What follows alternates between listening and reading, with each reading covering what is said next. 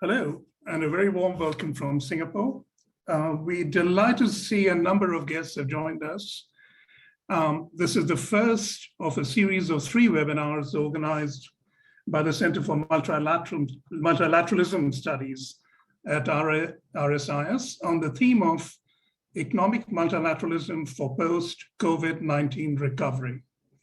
The second webinar is on the 16th of November on the future of multilateralism and the role of plurilaterals, while the third and the concluding seminar would be on November 3rd. That will focus on economic resilience and security in Southeast Asia and ASEAN. Today's theme, geopolitical dynamics and its implications for post-COVID economic recovery, is front and center of the conversations on the state of affairs and the initiatives needed on the part of policymakers to get back to a semblance of order after all the turbulence of the last few years. And for ASEAN, of course, I would be reiterating the blindingly obvious to assert that much depends for us on the sustenance of a functional multilateral order. To explore what that entails, we are privileged to have a very distinguished and diverse panel coming from a range of backgrounds encompassing the policy space, advocacy, advisory, and from theoretical and applied research within academia. We do hope to get a stimulating discussion going, so please feel free to pose your questions in the Q&A box that you see at the bottom of the screen. However, do keep your questions brief, and it'll be nice if you can mention your affiliation as well. So we'll have approximately 12 minutes for each panelist, and that should leave sufficient time for a stimulating conversation at the end. Our first speaker today is Professor Shira Armstrong, with the Crawford School of Public Policy at the Australian National University. I won't go in detail on a very extensive and accomplished resume, aside from saying that he wears multiple hats, including director of the Australia-Japan Research Center, as well as director of the East Asian Bureau of Economic Research. He's a visiting associate professor at Keio University and at the Columbia Business School and the Research Institute of Economy, Trade and Industry, RIET for short, and is Australia's representative on the ERIA network based in Jakarta. Without much ado, Professor Armstrong.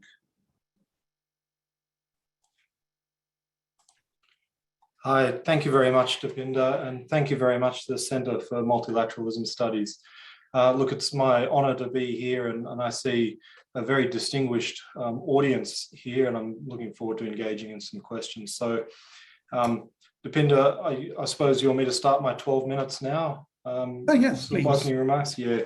Look, so I thought I'd reflect a bit on this large topic by talking about how small and middle powers might handle this complicated, uncertain external environment. So as we all know, of course, we're dealing with some very big challenges all at the same time. Of course, climate change, we have new technologies that bring opportunities, but also challenges. Of course, we lack multilateral rules with these technologies, and I'm thinking of digital and cyber. Not just those, of course, are still underdone on investment services and rules in the multilateral system across a whole range of technologies. Of course, we also have protectionism that's gripped the United States, but some recent research has shown that the reaction to the Spanish flu, the last major global pandemic we had, was that the countries that experienced the higher deaths had raised tariffs higher and faster than other countries afterwards. So I think we're in for a pretty rough ride. Of course, add to that US-China strategic competition. And I note that all these big challenges are correlated and feed off each other. They're not independent. So that brings me to thinking about strategic competition, and in this context, what the effect is on the system, the multilateral system, the rules-based trading system, but also on smaller and middle powers. Of course, major powers rarely consider the spillovers of their actions on smaller powers, even if they're allies. And I think a good example of this, a recent example of this, is the US-China Phase 1 trade deal that was signed early last year. Seems like a long time ago, early last year, that brought the two largest powers, the two largest trading nations as well, towards managed trade and away from free trade. So of course, this had significant effects on countries that had trade diverted away from them. An agreement by China to buy a huge range of manufacturers and commodities, and don't have to think too far, but countries like Australia, of course, having their markets displaced. And this is where we have to be pretty careful, I think, about grand bargains between large countries that make the system weaker as they move towards managed trade, maybe have dispute resolution systems or dispute settlement outside of the WTO, for example, but also that Phase 1 trade deals outside of the established rules. But they also, these grand bargains can hurt smaller countries. And when I say smaller, basically everyone else pretty directly. So how can small and middle powers protect ourselves and protect our interests in an open rules-based system? So that's what I want to spend the rest of my short remarks, opening remarks, talking about. And the punchline is open and contestable markets backed by multilateral rules. That's because these open contestable markets act as constraints on countries, on big powers as well. So China's trade integration with regional partners in the global economy is seen as a vulnerability by some, but open and contestable markets secured and enforced by multilateral rules do constrain Chinese power.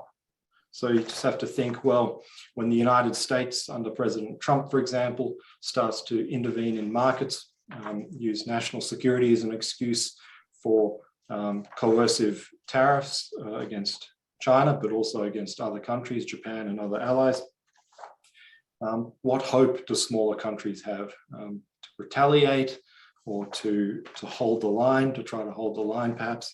Well, these are not great choices. So what does protect? If the rules can't protect us, what can protect us? And I think I want to point to a few examples here that are pretty illustrative, I think, of the power of open, contestable markets and wrapping powers, large powers in markets. It's a call for multilateralism. These competitive markets, international markets, significantly blunt the effect of intervening in markets for either political or rent-seeking economic reasons. So a very popular expression now is geoeconomics, the use of economic tools for political strategic purposes. Well, there are those reasons, but there are also protectionist reasons or rent-seeking reasons. So countries, large countries too, especially intervening in markets for political or economic gain. Well, open markets blunt the effect of that. And Exhibit A for that, the most obvious example, the current Chinese trade restrictions against Chinese trade restrictions against Australian exports of barley, beef, wine, coal, lobsters, and the ability of Australian exporters to find other markets, and largely, except for wine perhaps, but across barley and those commodities, Australian exporters have found other markets. The other open multilateral system has been a big source of resilience for these exporters. Now, that doesn't mean it hasn't come without cost. There are huge adjustment costs for many of these exporters. But that's the markets. The rules, of course, also constrain the ability of governments to intervene in markets. And so long as those rules are upheld and enforced by either strict laws and rules or by enough membership and political power behind them, that will help avoid those adjustment costs. Another example, I think, here that's very instructive, where there is, again, market power, is the Chinese rare earth export restrictions a decade or so ago. Now, that ended up, of course, in the WTO, and the Japanese with the United States and European Union had taken a case against China and won. Now that was 5 years in the making, that ruling. So of course, we need to make sure the adjudication of these disputes is much quicker. And for starters, we have to protect the system. Right now, we don't have a functioning system. Now, I'm picking on China a bit, but this rare earth case, I think, is very instructive because this is where China had market power. At one stage, supplying 97% of global rare earth supplies, yet with creating uncertainty in the international market, the price shot up. And of course, there was a huge effort by Japanese importers to diversify, and that 97% also fell to 50% within a few years. Now it rose again afterwards, but going down to 50% in what you'd think is a very inelastic market, trying to get new mines going. So there is an international market response, even in a market where you think there's extreme concentration and inelastic supply. Of course, there are other cases I can point to, the Japanese politicization of export, not restrictions, but removing South Korea from the whitelist for critical technologies, and the politicization of that, and the Japanese companies that were supplying to South Korea, some of them moving to South Korea as well. So then the market responds. That's what I want to emphasize here. And that's the case where you have market power, whether as a producer and seller or as a major importer. So of course, if Australia tries to coerce another country, say by restricting the exports of socks, where we do not have market power, that's not going to get very far. Iron ore, now there's going to be an international response every time Australia intervenes in the iron ore market. We did with when the major purchaser was Japan earlier on. We helped create uncertainty and create the Brazilian iron ore market. And by creating uncertainty, Chinese investments flooded to Western Africa as well. So intervening in the international market for political or rent-seeking purposes does create uncertainty. So what does that suggest we need to do? I'll wrap up with just a few remarks on a proactive agenda. So that means Australia and other small but also middle powers, perhaps Australia is a middle power in this respect, but really need to have a proactive agenda to strengthen and protect the multilateral trading system and the rules, of course, that underpin it. That's critical now in the context of strategic competition between the United States and China to maintain policy options and avoid these binary choices, having to choose between economics and security or the United States and China. I think these are false choices. So to preserve policy space. That's where ASEAN, of course, is extremely important, and ASEAN's multilateral principles, of course, and really entrenching those and supporting those. WTO reform, and I don't just mean protecting the dispute settlement system and building new rules. It's not just a technical negotiation issue. I mean real political heft behind this idea of protecting the multilateral system and leaders really showing leadership. And that also means regional agreements and plurilateral agreements that support the multilateral system, not weaken it. And so that, I think, would suggest how you pursue these and how open you make them, of course. And that would suggest wrapping large countries in new rules and as many markets as possible. So, of course, negotiating and supporting Chinese entry into the CPTPP, trying to get the United States back into the CPTPP, for example, but with the aim of building that up and locking more countries into markets and rules towards multilateralism. So I might stop there, and I look forward to comments and questions in the discussion. Thanks, Dipinda. Thank you, Shiro. This is a fascinating and a very succinct presentation. You finished way ahead of time, actually. You raised some very interesting points, Aman, about the power of contestable markets, for one.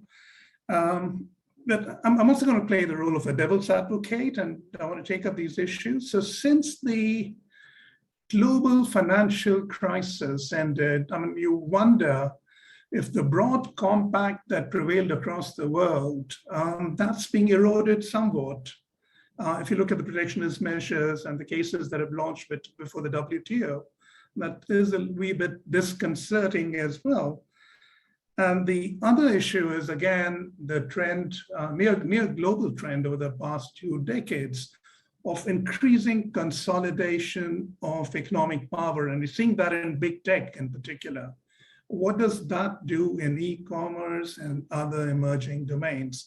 But we do hope to return to these issues later. Thank you very much for sharing your perspective.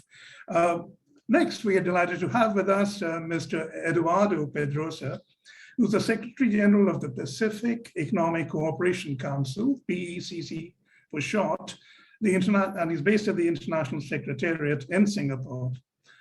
He leads the annual report, The State of the Region. Eduardo is a prolific author, having edited several books and on growth strategies, as well as the political economy of free trade in the Asia Pacific region. He's also a member of the advisory board of the World Economic Forum's Global Risk Report, which is going to have much on its plate today, I imagine. And he's held assignments in the past with the Konrad Adenauer Stiftung, as well as the Economist Intelligence Unit and the Philippines government. Eduardo, the floor is all yours. Oh, thank you very much, Davinder, for the very kind and generous introduction. Speaking after Shiro is always challenging because he covers pretty much the whole world, but I'll come at this from a very different angle and share with you some findings from the survey work that we do for PEC's State of the Region report. If I can find it, I think this is it. Is that showing now? It is just not on presentation mode. Yeah. That's it. On the right slide. Okay, brilliant. Thank you. Anyway, thanks very much to the Center for Multilateralism Studies, RSS, for their very kind invitation to be here. This is just the sort of survey. This is something we do every year. It's a survey of about 600 policy experts from around the region. Apologies if we haven't invited you to be one of the panelists. You can blame our member committees for not inviting you so to be on that panel. I should say from the outset that one of the missions of the organization I work for is to avoid a line being drawn down the middle of the Pacific. So we have a very pro-cooperation agenda at the heart of our organization. I'll begin really by saying, you know, the views on the economic outlook really are very positive. 55% of respondents think that the world economy will have a stronger outlook, have stronger growth over the next 12 months. But interestingly, they had sort of much more bullish views on those economies that had achieved higher vaccination rates at the time that we undertook this survey in August, and it's the US and China. So sorry, Shiro, they were a bit down on Oceania at that time. You were a bit slow getting off the mark with your vaccination rates. I know you've said you're up there now, but you were a bit behind in August when we did this survey. But we also asked, what do they think the top risks to growth are for their economies? You know, obviously COVID weighs very heavily on everyone's minds, but this was followed by a very interesting list of issues. Climate change really did come to the fore in this year's survey, but that was followed by a lack of political leadership, increased protectionism, which Shiro's already covered in his remarks, a slowdown in world trade growth, and a failure to implement structural reforms. In our view, these perceptions of risks are likely related in some way or another. Our view is that regional cooperation can play a useful role in mitigating these risks, capacity building where needed, and building confidence in the direction of reform. But I really wanted to focus on how respondents have perceived some of these risks over a longer time period. This is really, let's just focus on the blue bars first. This is how people have viewed protectionism. And we sort of begin this in the immediate period after the global financial crisis. So you see there that, you know, in spite of numerous communiques from APEC leaders, from G20 leaders, there was still a substantial cohort of respondents who had protectionism as a risk to growth for their economies. You know, it began low at about 10%, but it's up there around 27% of respondents still had protectionism as a risk to growth for their economies. I think, you know, a few observers called this the period of creeping protectionism. But then when we got Donald Trump elected and we had the outright, you know, I guess you call it the trade war, that really leaps up to 44% and reaches that peak at about 64% around 2019.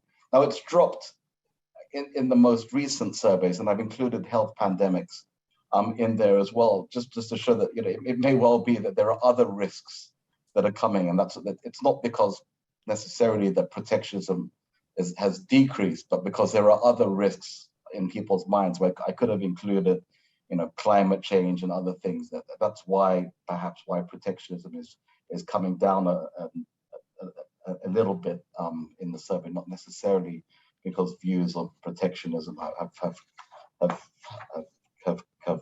come down in recent years. I might be wrong in this. People might be much less concerned about protectionism, but that's my theory.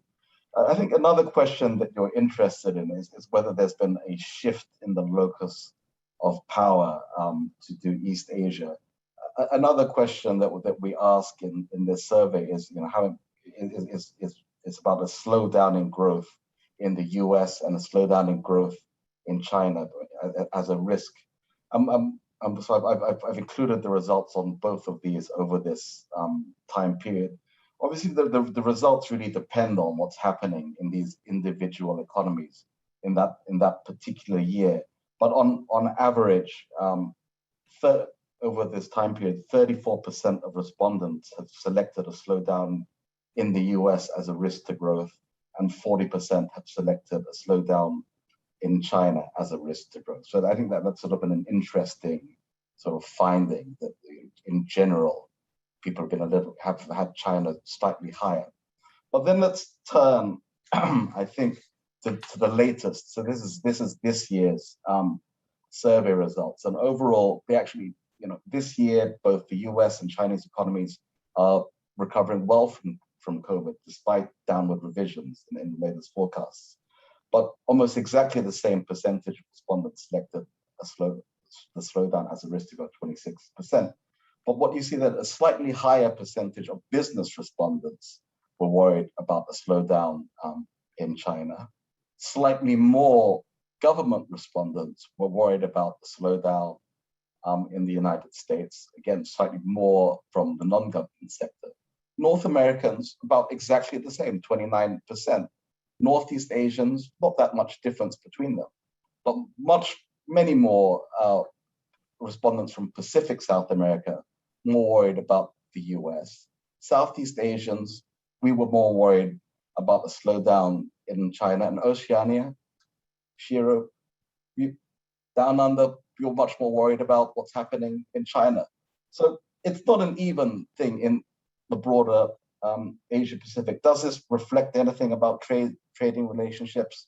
Is it the depth of the trading relationships? It's hard to say. Can we correlate this with the interdependencies? It's an interesting set of questions to ask. Sort of coming back to the risks identified by respondents, I'd sort of want to argue that the post-2020 vision that was agreed by APEC last year provides a framework for managing those risks. You know, APEC agreed to pursue this vision of an APEC community following these three economic drivers: trade and investment. Shiro's covered some of those issues very well. Dipinder, you asked about digital issues. They've also got this sort of strong, balanced, secure, sustainable, and inclusive growth driver as well.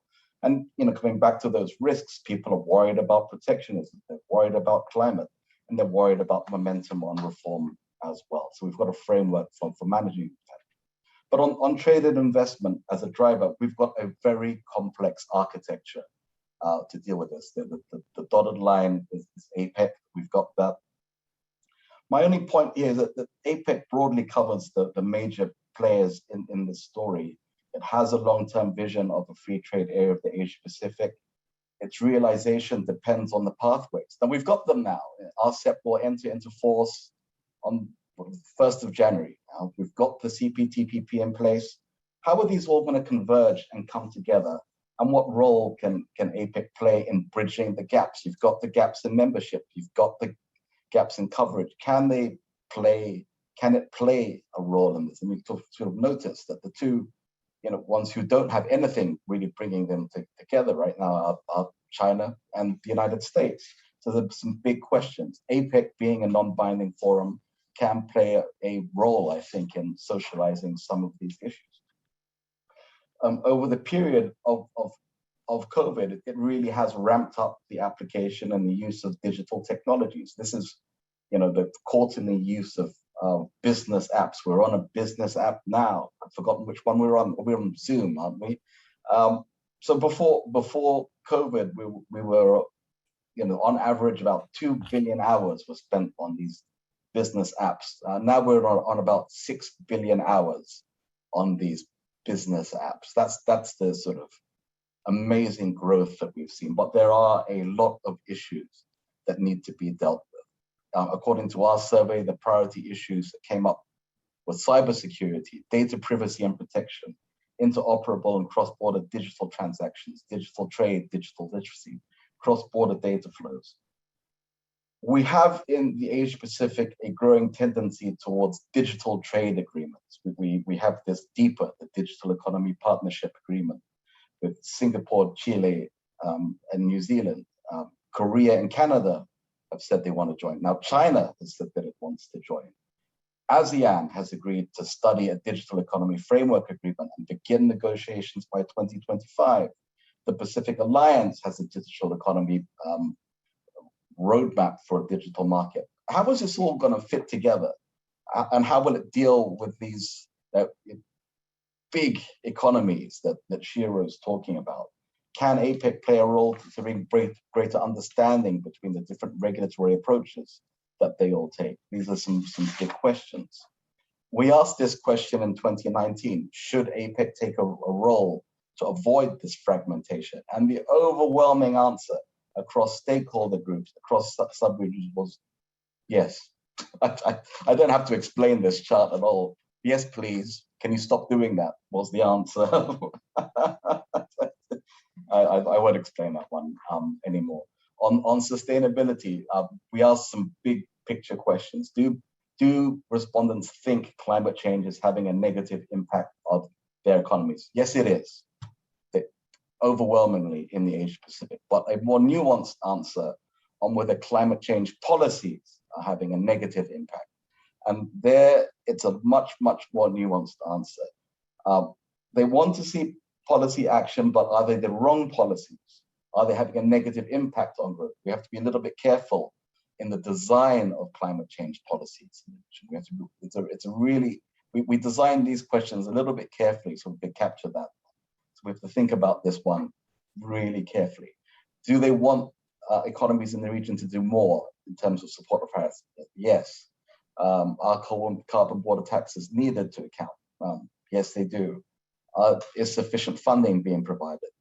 Views are divided. So what should APEC be doing in terms of all of this? Well, equitable and affordable access to vaccines, opening up borders. That's the interesting one.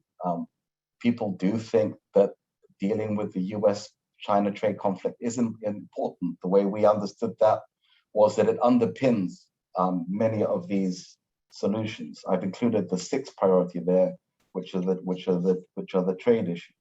It looms high on the minds of the policy communities. But I'm getting to the sort of final slide here.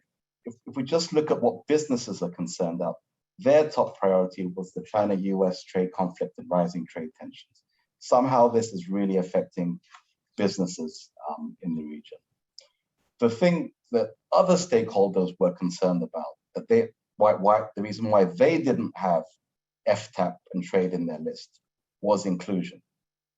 So there seems to be this sort of notion of that if you're not doing the trade issues, maybe you should be doing the inclusion issue. Is it a what comes first, the chicken or the egg?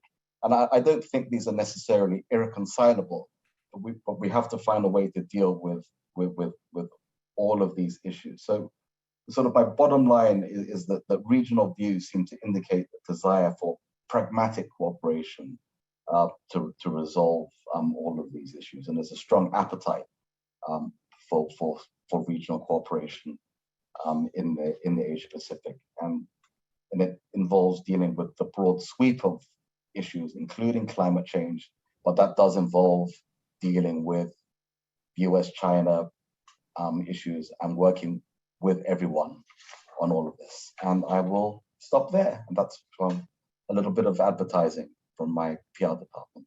Thank you.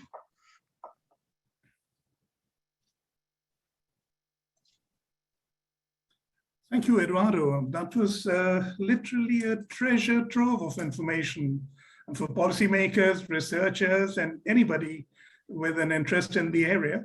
I mean, I do have a few clarifications, minor clarification, geeky ones, about the population distribution, the sample distribution that it covers and how that would impinge on the results. But I must say a few of the findings just leapt out from the screen, and that foremost amongst those were the top risk to growth, rather than the slowdown. It seemed to be the pandemic, and curiously enough, the concerns about the trade dispute seem to be mellowing over time.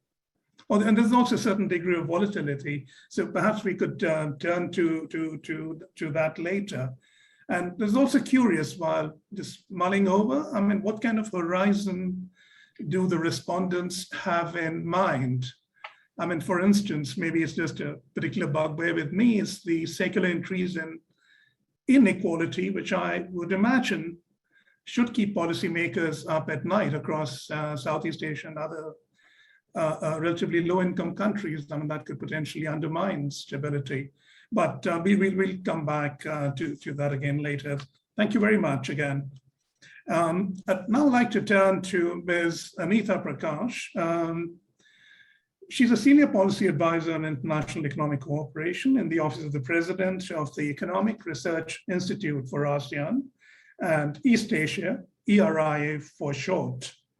And a key role out there is policy research and policy development encompassing trade, investment, and with a particular focus on global value chains.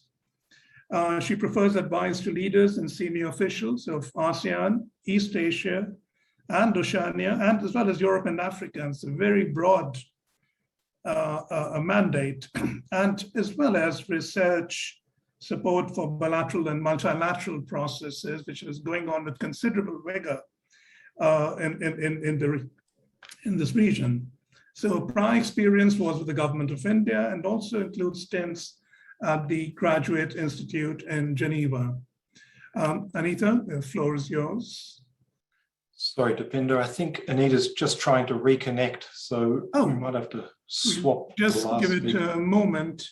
If this takes a bit too long, Professor Wong, we might just turn to you shortly. I hope it's not the thunderstorm that we're experiencing out here that's playing havoc with the connections.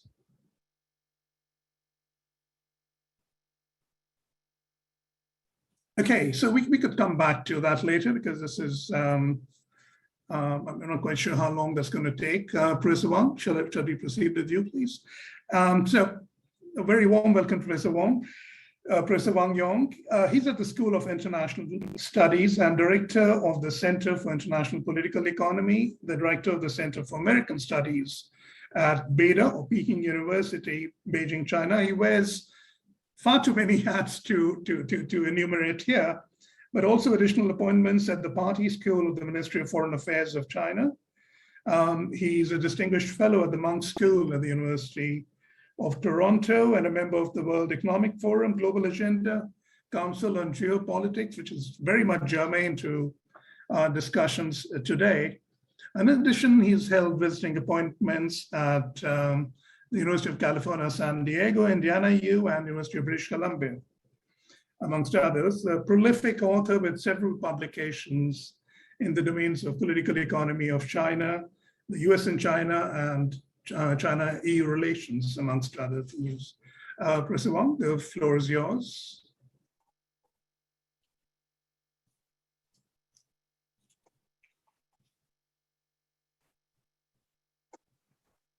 Login किए थे, मेरा चला गया था तो 3 बार कर चुके हैं तब से. Hello, thank you very much for the invitation to join this distinguished group of scholars and policy experts. Thank you very much for the invitation. Today, I'll be very happy to share some thoughts of mine about the US-China geopolitical competition and what kind of implications it can be for the post-COVID economic recovery. Uncertainties might be a good word to characterize the current political economic situation of today. Especially, it's very important, I think, very important to be cleared about the future of the global economic recovery. I think the global economic prospect will be affected by 3 factors. The one is ongoing pandemic, the supply chain and crisis or the chaos, as well as the geopolitical competitions. I believe if the current geopolitical competition between China and the United States is not properly handled, a new Cold War may emerge. So as a result, the new Cold War will not only damage the prospect of the current economic recovery, but also lead to the fragmentations of the global economy. About the so-called new Cold War, let us think about the old era of the USSR, the Soviet Union, and the political rivalry with the United States and the West, right? So that is the feature, the basic feature of the Cold War is not just about major power competition, but also that is a struggle in terms of ideology and political systems. So I think we recently, the U.S. National Security Advisor, Jake Sullivan, said the U.S. now not to seek to change China's political system. I think that is something. There is a positive message to send to China and send to world, and the U.S. and I hope the U.S. can keep its words and to carry it forward in its policy. The first point I would like to share is COVID-19 pandemic, I think, and its damage impact toward the global economic recovery. But now the imbalanced pace of worldwide pandemic control and vaccination will hinder the recovery of the global economy. It's very clear. The vaccination rates in northern countries, in the Western countries, developed countries, have been much higher than in the southern developing countries. So that is a big gap of the vaccinations in this world. According to the data of the WHO, the global vaccination rate currently is about 33%, with a target of 40% by the end of the year, 70% by the middle of the next year. But as we know that the vaccination is likely to be lower than expected, and it additional to be limited by the quantity of vaccine the productions and supply, as well as the willingness to the vaccinate. I think the US is a very important test case, okay, for the vaccinations. The second point I would like to share with here is the global supply chain chaos and the crisis. It's a big impact on the future of the global economic recovery.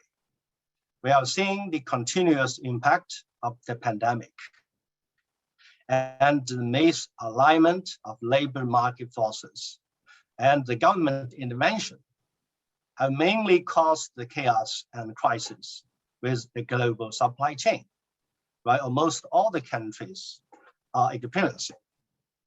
Right? The first factor is pandemic, right? As I said, it is still the influenced recovery of production and supply and logistic workers and consumptions. There is no doubt about that. The second factor is the labor force. We have the misalignment between the government assistance, the policy and the labor market forces. So the US is the best example to show, right, how worse this misalignment can be. The monetary and financial policy, it can be regarded as the third the factors, okay, cause the chaos and crisis of global supply chain. US dollar has a very strong positions, right? So it is most, as deemed as the world the currency. So that is easing the stimulating the packages, okay, repeatedly implemented in the United States and the many in the others, right? It seems to the expert inflations to all the other economy of the world. Okay, that is the main sources of the reasons of the high rocketing price of products and inflation in the world now. We have seen the first point, the factor is the trade war. I think decoupling, the example, and the Trump administrations, it carry forward the economic prosperity, the partnership initiative, clean network of the internet, even call for the technology 10, technology 13 initiatives, and to try to reorganize the global supply chain. And now the Biden administrations carry forward so-called supply chain resiliency strategies, right? They just finished the 100 days review of the process. Right, so that is all these things, right? They lead to the increasingly geopolitical competition between US and China. Trade war, technology war, and all the other factors, as I say it, have exacerbated the global supply chain chaos and crisis. Right? The restrictions on the key raw materials and the key technologies and components and parts are disrupting the flow of trade and investment. The chip crisis is the one of examples. The chip crisis caused by two factors: the impact of the pandemic on productions and the impact of the geopolitical competition and trade wars. The US allies try to enhance the supply chain resilience by promoting de-sinicization. They gather the productions of all of China, all to reorganize the global supply chains. All this, I think, take accountable for the emergence of the chaos and crisis of global supply chain. The third point I would like to share is the geopolitical competition has dimmed the prospect of recovery of the global economy. As we know, the geopolitical competition is centered around the US-China relations. Since the Trump came to power, redefining the nature of relations.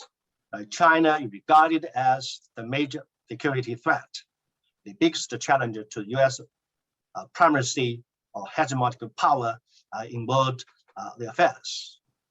Now, what are these driving forces behind the US the transformations of the China policy? So I think that is the factors can be very complicated. Here, I just to make it simple to the list. One is the mishandling the negative side effects of economic globalizations. Okay, the worst is the case scenario is the widening wealth gap, and as well as the political division in the United States. The domestic policy failure leads to the rise of populism and protectionism. The scapegoating of the other countries, free trade, misperceptions about international trade and globalizations. Specifically on China, in the United States, we have seen that there is a very strange phenomenon. That is the convergence of the security hawks, trade hawks, and human rights hawks. And it is a very unprecedented the phenomenon of these three kind of forces come in the one time, call for a tough policy so on China. I think that is some differences between the Trump policy toward China with the Biden administration policy toward China. Both are different in belief, goals, and strategies of dealing with China's rapid growth. And they are different in the constituency base and the power base. But they both share the same goal, is to compete with China and to contain China's rapid growth. And here, I think the Biden's international alliance strategy can be more harmful to the global economy than the Trump's. Okay, why is that? The Biden is obsessed with value-based alliances, threatening to divide the global economy into the two camps, to maintain the U.S. hegemonic power, but destroy integrities of the global economy. The fourth point is economic interdependence has hindered the extent of U.S. trade war and the technology war. That is some the positive the side of this. That is send some the encouraging news for us. As a result of the last 3 decades economic globalizations. Now we can see economic interdependence, right? That is formations of the global supply chain continues its influence. That's become a very important and is the limiting the policy of the trade the policy the sphere.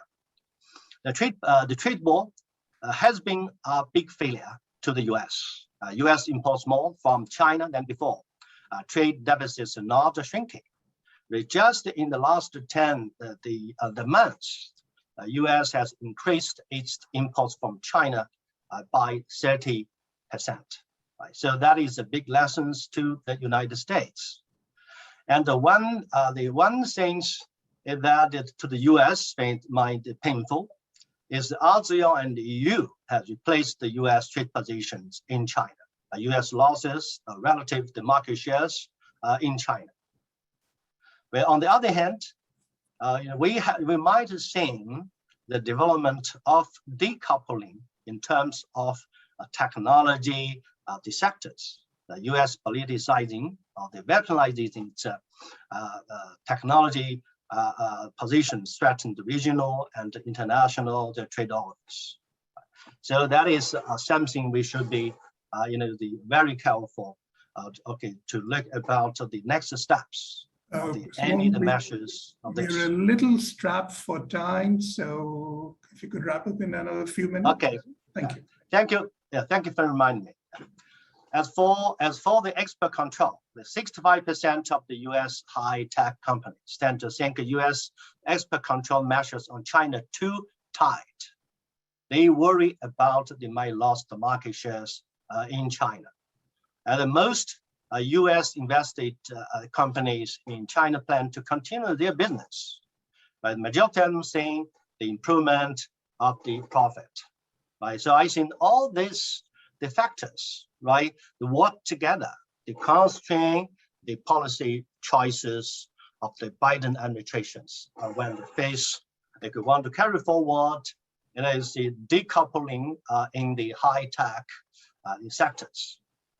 And the last point, I think, is the geo-competition and the future of the global economic recovery. As I said, we have the many uncertainties about geo-competition and influence to the global economy. Okay, that is clear.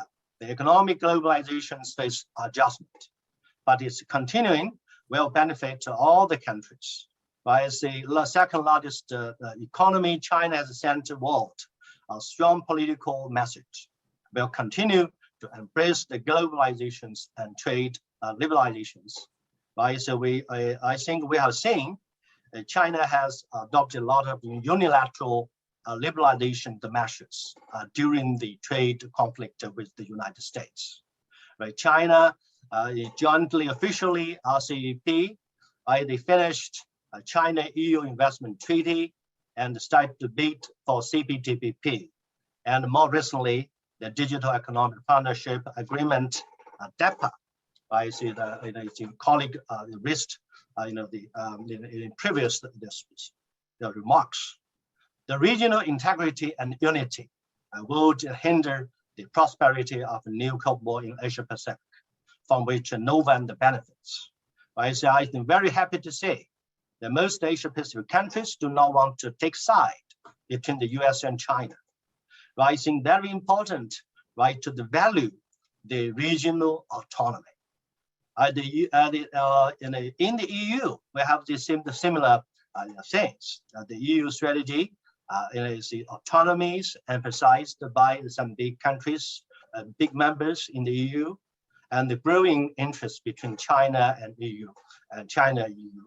China has become the largest trading partners to the EU, right? And I see all the previous discussed, okay, U.S.-China economic interdependence, business interest in China, EU, based on these factors, all the factors I would like to say, okay, one may have the reasons to be cautiously optimistic about the future. Okay, thank you very much.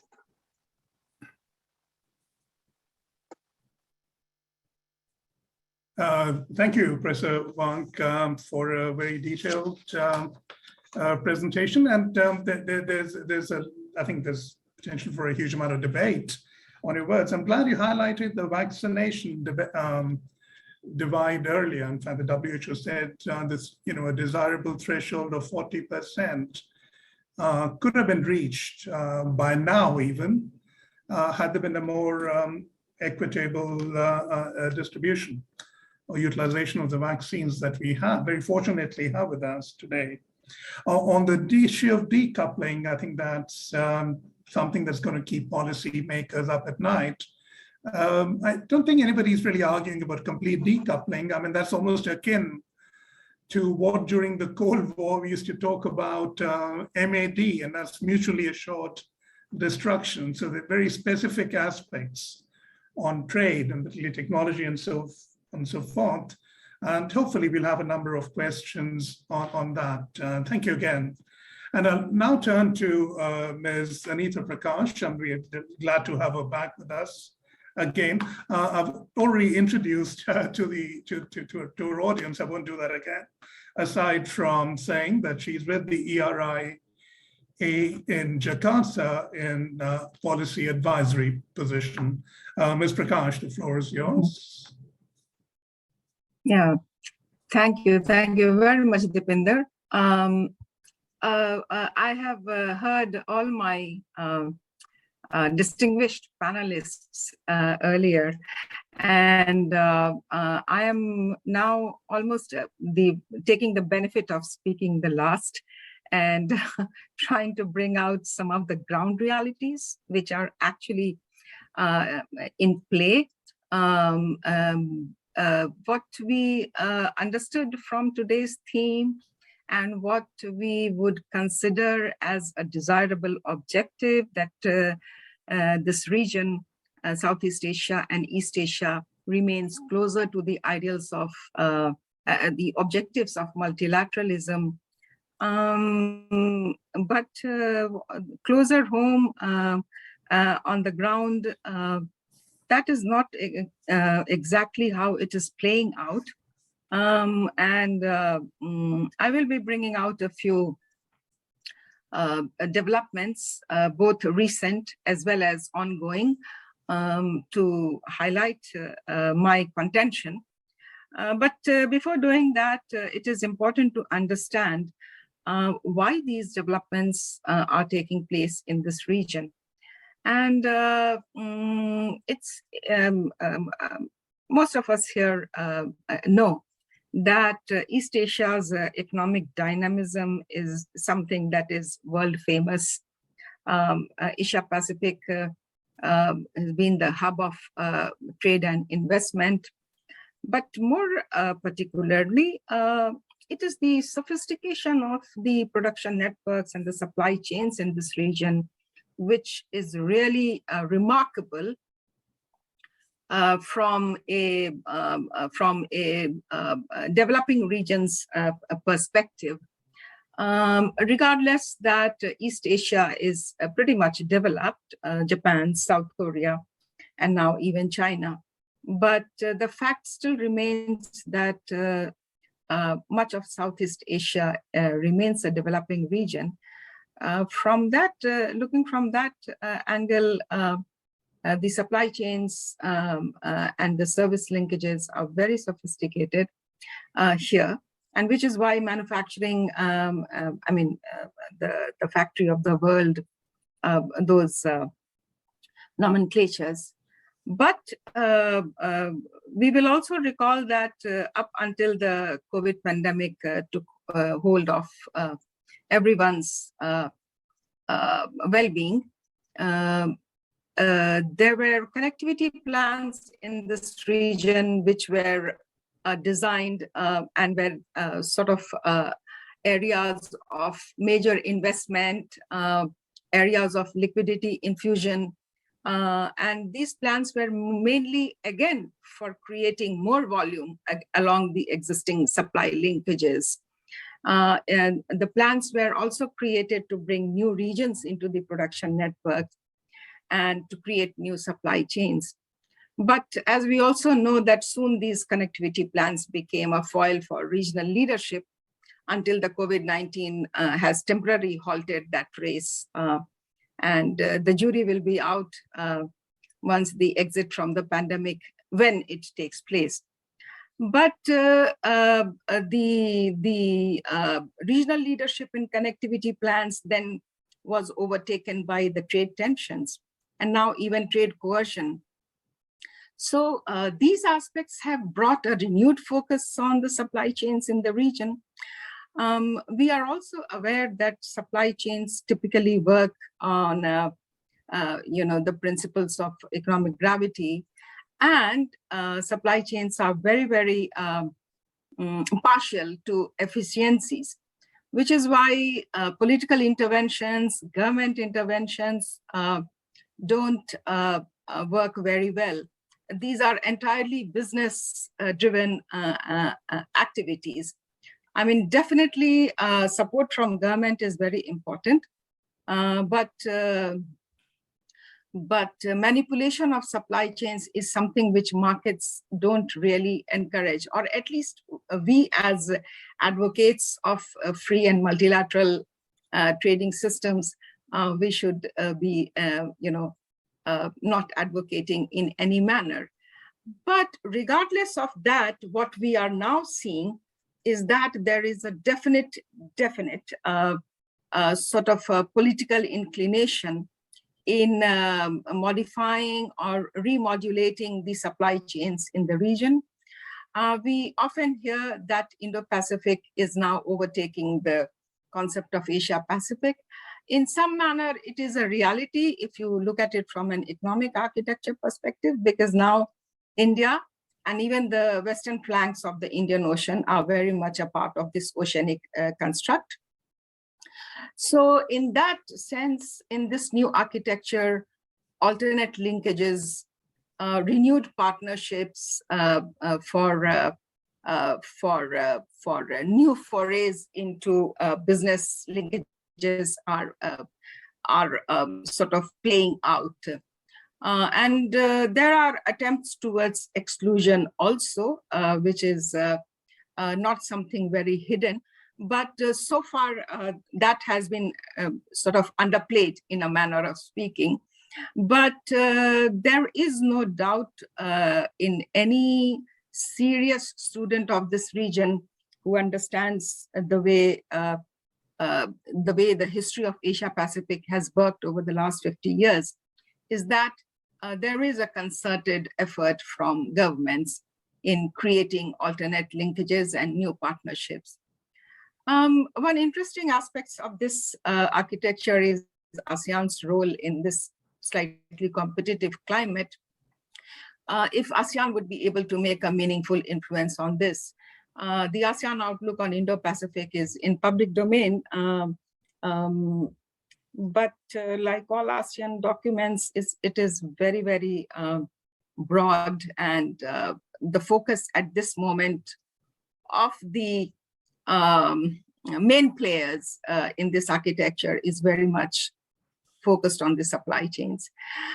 India's role has become a very important consideration, given that India is practicing some amount of autonomy in its trade policies.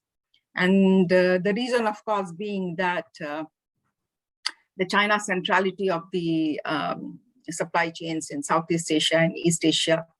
But then India is the only country in this architecture which has strategic imbalances over land and defense imbalances over land with China. So there are some very important considerations there, which is why India's role becomes very important in the new architecture of supply chains. What are the expectations in this region from the multilateral process? I would say not very high. G20 and APEC. APEC was covered in good detail earlier in this session. But my worry is, again, as a close participant in the G20 process, G20 Sherpa process, is that that the G20 meetings, summits, have become a chair country event, and much of it is geared towards demonstration towards the domestic audience about successful holding of the G20. We have not seen any serious international outcome from the G20 for quite some time. APEC, of course, was a very important platform for Southeast Asia and East Asia up till quite some time. It is still relevant, but the way the crisis has now hit this region, and two mega crises, I would say, by the time we barely recovered from 2009, the COVID-19 pandemic is here. And what has the two crises taught this region, or even for the rest of the world, is that individual action or some sort of a bilateral and trilateral cooperation is what something which really works. There have been no major multilateral solutions to these two. EU to some extent tried to help itself, but then they have their own community principles by which they managed the 2009 crisis, or for that matter, the COVID-19 pandemic also. but then those are being done under the community principles.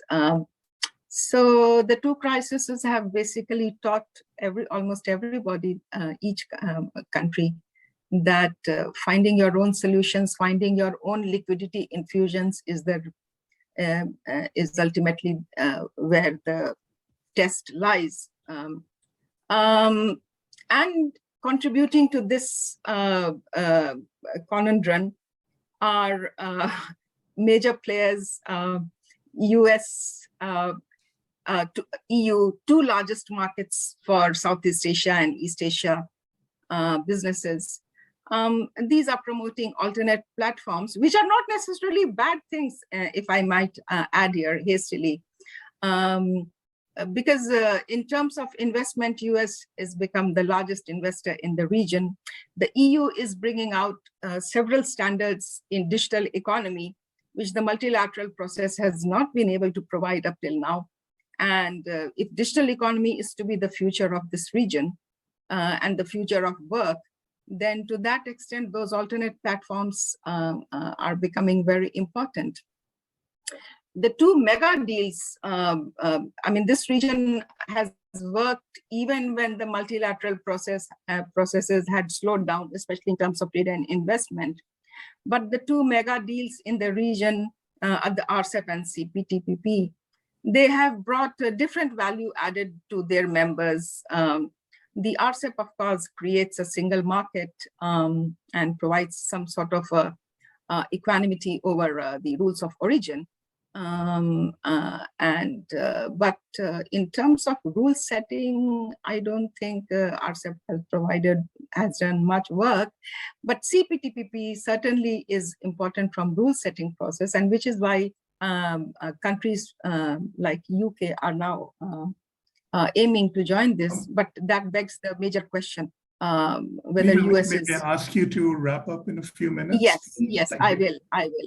So, so skipping over the trade tensions, suffice to say, Dipinder, that the region is so far largely unaffected, at least the ASEAN, the Southeast Asia region, by the trade tensions between US and China. And the reason being that both the partners have not applied any sort of non-trade discriminatory policies on the customers and suppliers in this region.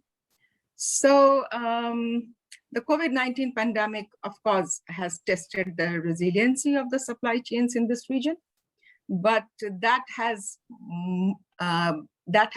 added further strengthening of the view on group actions among bilateral and trilateral relations. Group behavior has become more pronounced than before. New noodle bowl of acronyms is now in the region. You have AJI, you have AJEUS, you even have AUKUS. So, and these are all in some manner related to the new supply chain principles. So yeah, to wrap it up, I would say that bilateral and trilateral and group behavior has become more pronounced in the region over the issue of supply chains. With that, I will end, but any more questions coming out of this, certainly later in the session. Sure, thank you very much. And I'm glad you pointed towards the ground realities, and that's very much germane to the whole idea of ASEAN centrality.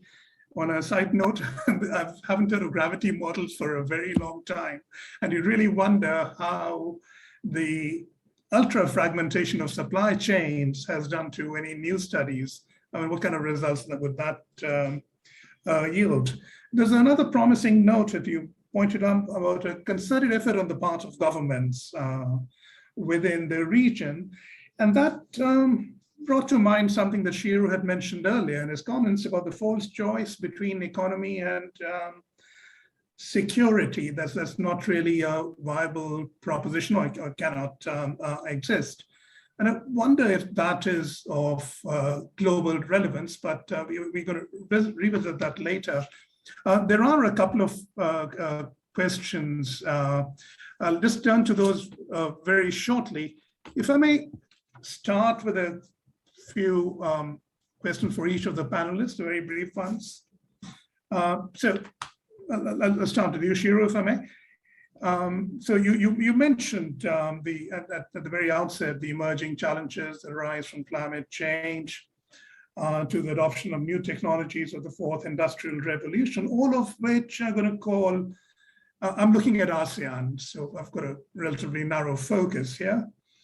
All of these are cross-border issues and demand, and these are small states with very different capabilities, so they're going to demand cross-border collaboration, or what's traditionally also may result in industrial policy, and a very aggressive one. I mean, that's global now. It's what underlies the quest for strategic autonomy or resilience, for that matter. So could you talk about how that could shape or reshape the debate on multilateralism or even pluralism, for instance, if ASEAN and the EU were to have a conversation on greater integration? Yes, thanks, Deepinder. If I understand your question correctly, I mean, a lot of governments, I think, are trying to find policies that work in this constrained and uncertain environment, and it is an excuse to retreat to industrial policy, as you say.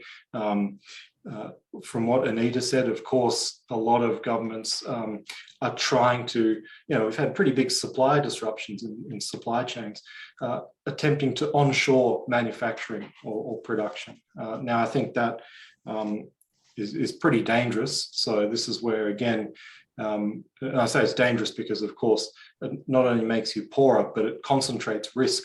Of course, you're concentrating your production in one location or fewer locations. You're distorting business decisions. So this is where I think it is the ASEAN, but also APEC appeal to consensus building, to countries sharing experience. And I think this is where RCEP is going to be very important too, through its economic cooperation agenda, to basically re-establish that consensus that openness leads you to prosperity and development, but also security, because a retreat away from supply chain risk in the name of national security, for example, you'll get to the stage where you're North Korea. You're completely safe from external supply chain risk because you're not integrated into any supply chains. I understand it's becoming a fig leaf of sorts. I mean, if upon closer scrutiny, as you pointed out. And on that note, actually, there's a related question from Alan Chong, my colleague at RSIS, for both you, Shira, and for Eduardo. And it says, in the post-pandemic economy, would strategic industrial policy, which is speaking of in niche areas, semiconductors, food exports, could it serve as an effective strategy for the long term? I mean, is there viability and meaning in that? Or do you see strategic autonomy as something else? And the context Alan's pointed out is Australia vis-a-vis ASEAN or East Asia and Taiwan across the whole of East Asia. I'm just trying to understand the question. Do you want to go ahead, Ed? Eduardo? Yeah, I'm less enthusiastic about sort of industrial policies per se, but I think there are some areas where there are market failures. Let's put it this way, and one of those is a challenge that we're all looking at, which is climate change. And that's where some economies might be looking at and say, okay, where might I find a niche in the whole gamut of technologies that are out there? And I think that's an area where it's really worth looking at what we might be doing in terms of addressing the climate change issues. So, we know, for example, that Australia is particularly excited and interested in hydrogen. There have been cost-benefit analyses of these, and they point to, one of the issues that Australia, for example, doesn't have a carbon price issue, and that and that's one of the problems in that particular hydrogen policy. There are all kinds of issues that might be addressed in areas where there are market failures. That's the way I go about answering that question. Yeah, I'd agree. I mean, you'd have to identify pretty clearly what the market failure is, and I think Anita summed it up pretty nicely. It's pretty difficult to intervene in some of these supply chains and get a result that you're interested in. Just as one example, look at the Japanese subsidies that they deployed last year. The press called them China exit subsidies, but subsidies to onshore manufacturing in Japan, $2 billion worth, and $200 million worth, roughly, of subsidies to expand in Southeast Asia. So it's trying to get companies out of China to Southeast Asia. Now, of course, Japanese companies took all the money, it's corporate welfare, but they also invested $11 billion or $12 billion worth into the Chinese economy at the same time last year. So it was just free money. So, it didn't achieve what the policymakers were intending to achieve. In fact, I think it would have concentrated risk, companies onshoring back in Japan, where they, of course, have earthquakes and all sorts of other problems too. Right.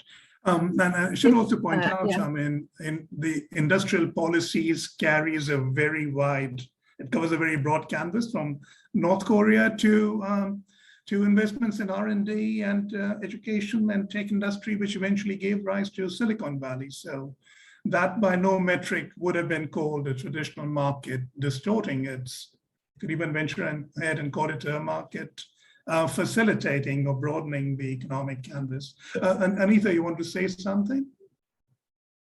Yes, if anything, this pandemic has taught us, and if we look at the resiliency results that are now trickling in, of course, the resiliency results are not absolutely blooming picture.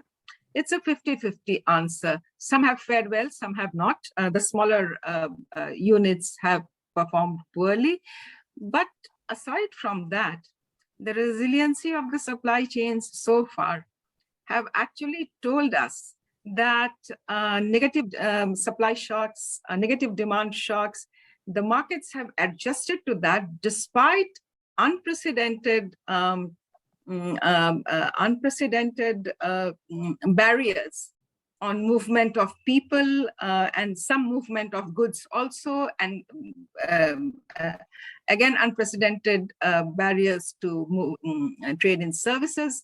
So despite that, the innovation in creating demand out of the pandemic and resisting the negative supply and demand shocks after first few months, that is to say, that itself shows that businesses know how to create efficiency among themselves. And that is something worth understanding. It's a good lesson out of this pandemic, right, if nothing else. And the underlying lesson is policymakers would do well to talk to people in the C-suite before embarking on these measures. That'll give a better grasp on ground realities as well. So I'm going to turn to another question in the forum. That's a very detailed one.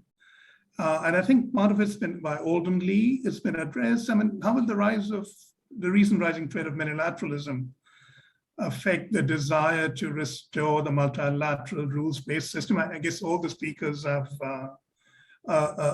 talked about it. Would anybody care to elaborate further? And then there's another somewhat related question, drawing upon Hirschman's logic of economic interdependence and the plausible use of economic statecraft. Countries' fears of weaponization of trade are factor for the rise of protectionism and the avoidance of multilateralism. I would have thought that the rise of unilateral measures in itself is a manifestation of an aversion to multilateralism. Would anybody in the panel care to bring that up? Yes. Please. Deepinder, yeah, I would like to share some thoughts on this. And then, sorry, if I may just interrupt you, there's also a question on the circular economy. I mean, if you wish to elaborate on that at the same time. This is in the question. Sorry about interrupting you. The multilateralism. No, how will China's dual circulation work? Seeing that China wants to focus more on the domestic economy and yet open up to globalization. Okay. Yeah. that can be construed as a industrial policy as well, right? Right. I can also elaborate, some as well on this. Yeah. Under the pressure of the U.S. trade war, right? Okay, China, they carry forward the so-called dual circulation, economic policy, right?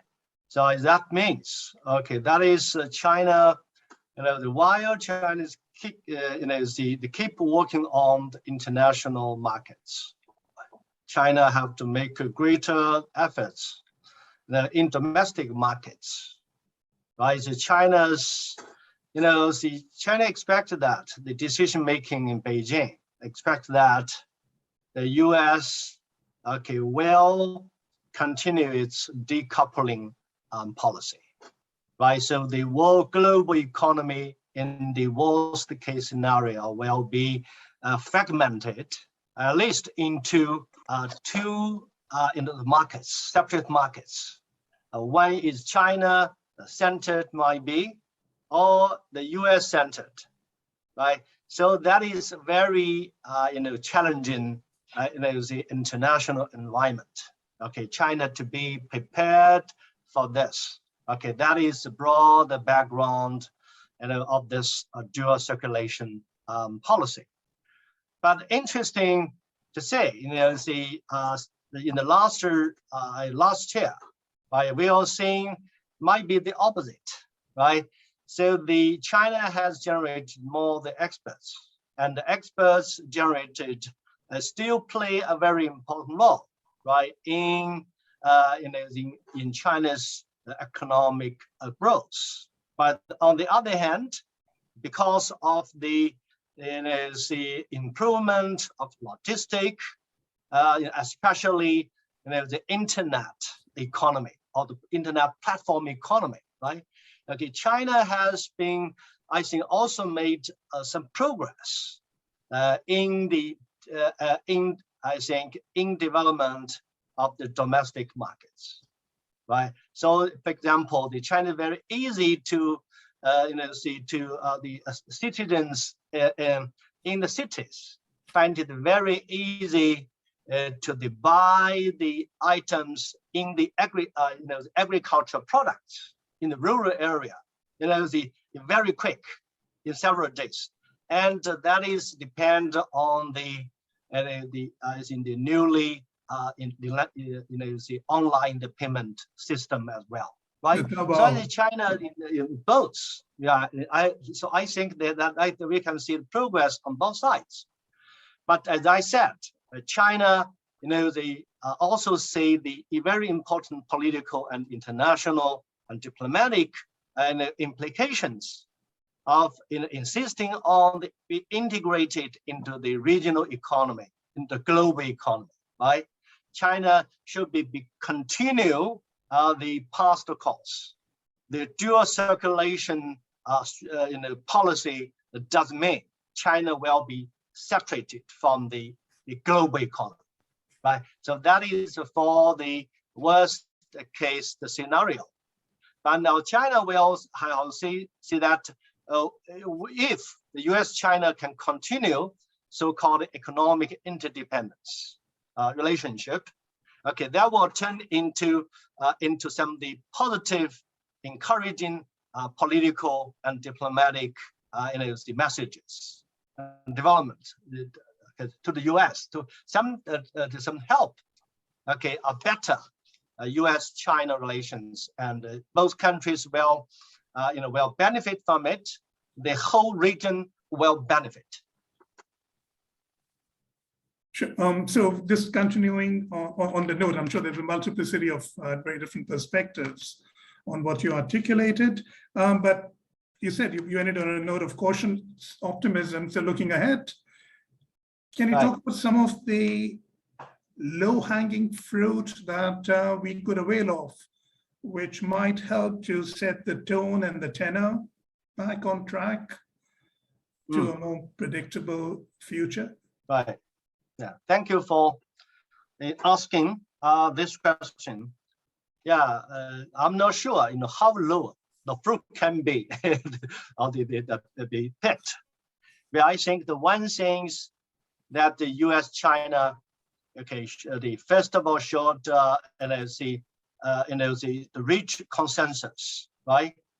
To avoid that is the clashes, the head-on crashes of the crisis. You should develop a good crisis, the management system, right? So I think that is the number one important, and both sides. Can I just interject briefly? If I may just interject very briefly. Yeah.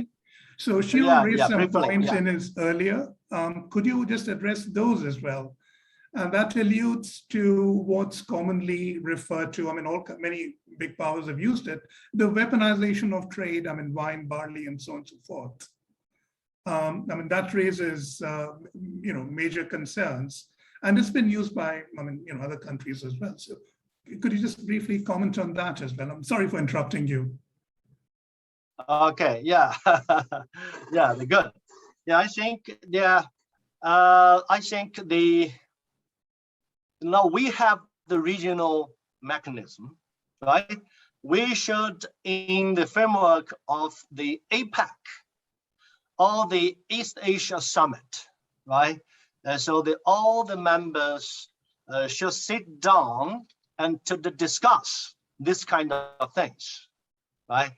So I think that is not just exchanges of the sanction measures between the giants, China or the US, right? So I think that is the concerns, right? So for example, I think Shiro mentioned the quarrels between China and Australia.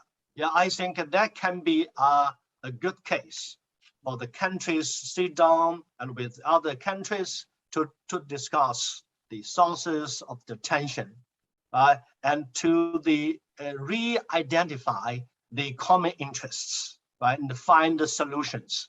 So I think that China and Australia has a very deep economic interdependent relations, and a lot of stakes. So that is a sound base for a better political, relations, right? So I think the factor now is the U.S. reoriented its policy toward China as a close ally of the U.S. Australian, try to go an alternative approach toward China. Okay, that is something. So that is both sides should work together to communicate, to revive the communications with each other, right? So I think that is very, very important. Thank you. Thank you. Did any of the panelists wish to add anything to? No? Okay, if I may just turn to Eduardo with a quick question. You in the policy domain, and all the challenges that we're confronting in ASEAN, we touched upon this briefly with Anita as well. In order to address that, and I'm being very ASEAN-centric out here, a lot of these issues are beyond the policy capacity and capability of regional economies, and that will go for many of the Pacific Island economies as well. Could you talk about, are there any regional, bilateral, multilateral, or plurilateral rather, efforts to boost countries' ability to deal with that? I'm thinking, for instance, at the WTO Secretariat, there's a small group of independent advisors who advise the Pacific Island economies on these themes. So anything along those lines? Thanks, Deepinder. It's a great question. I think ever since COVID-19 struck, there have been so many reports, calling for greater, pandemic preparedness. I mean, we've seen, numerous ink spilled on climate change. And we've seen the G20 high-level independent panel financing global commons for pandemic preparedness and response, the independent panel for pandemic preparedness. But it's at such a high level. That has to be brought down, right, to practical levels of implementation. It was quite interesting. I was at the APEC high-level meeting on health and the economy, and the theme, interestingly enough, was making the economic case for health equity in a COVID-19 world, and flowing from that was really sets of work on what are we all doing individually as economies to try and implement pandemic preparedness plans, and what can we learn from each other in trying to implement these plans. So everyone sort of tries to put their best foot forward, but also sort of trying to sort of learn from each other on how they have actually rolled out the vaccination issues. We all sort of know at a high level you've got a cold chain problem, but how have specific economies been able to do that? So, for example, working with the private sector, digitalization of health records, and so on. So there's specific work in APEC, for example, in something called the APEC Alliance for Supply Chain Connectivity. There's a subcommittee on customs procedures working on facilitating the entry of vaccines and PPE. The one thing I would sort of point out is we've looked at this as a pandemic, but I think there's also the way you kind of phrased it is also, we also have to put this also in the framework of resilience as well, because there's a lot of lessons to sort of learn, because this is such a disaster prone area that cross fertilization of all the lessons that we learn from facing all of the disasters that we face in this region. I don't think we have enough of those conversations between the different agencies. You've got the health agencies dealing with it on one side, then you have the disaster response agencies, and I don't know if we actually have that conversation. Then you have the ADB on the one side dealing with all of this. Right. I don't know if there's a holistic enough conversation. No, that's true. The multilateral side. I suppose the multilaterals can play an important role. We're reaching the end. We're going a few minutes over.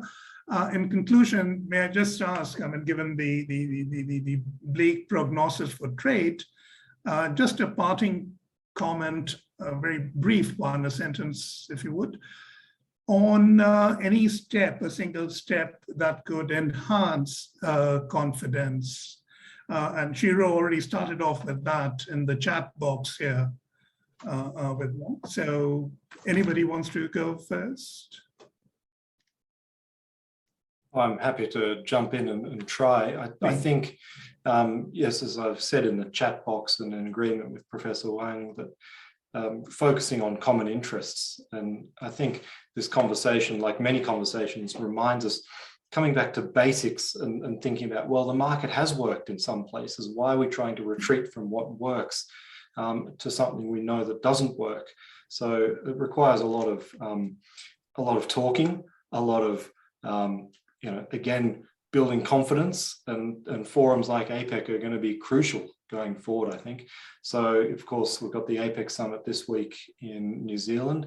What's going to be very important going forward is leadership from this part of the world and large emerging economies, including, importantly, Indonesia in the G20 next year.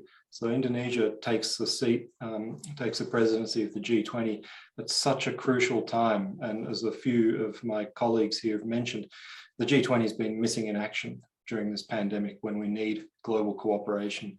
So maybe it has to come from a country like Indonesia. I don't hold out too much hope, but it's the most hope I've had given all the other recent hosts of the G20 and all the complication and uncertainty internationally. So I'll leave it at that.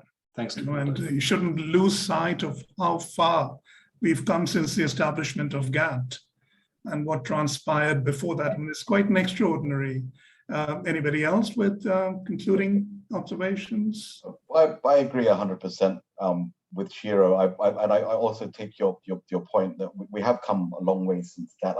I sounded a little bit dour, but just remembering that we went through that global financial crisis and COVID without having really gone through a huge set of global tariffs. We didn't go through that.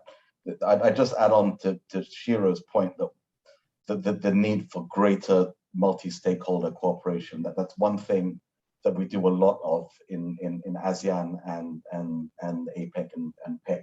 I'll let you know that my co-chairs in PEC are from China and the United States.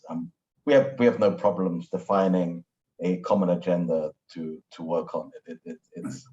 It's something that we do quite often in the Asia Pacific, and we work together just fine. On that hopeful note, I've been told by the organizers we've gone way beyond the time limit. Unless somebody is very compelling to point out, I'll wrap up here. Thank you very much to all the participants. Some of these are very nuanced and thought-provoking arguments, deeply appreciated. And to the audience, I ask you to tune in. And at the same time, next week, we have the second, and then a week later, the third of the sessions. Thank you very much again. Thanks for your time and efforts, deeply appreciated. Bye-bye from Singapore.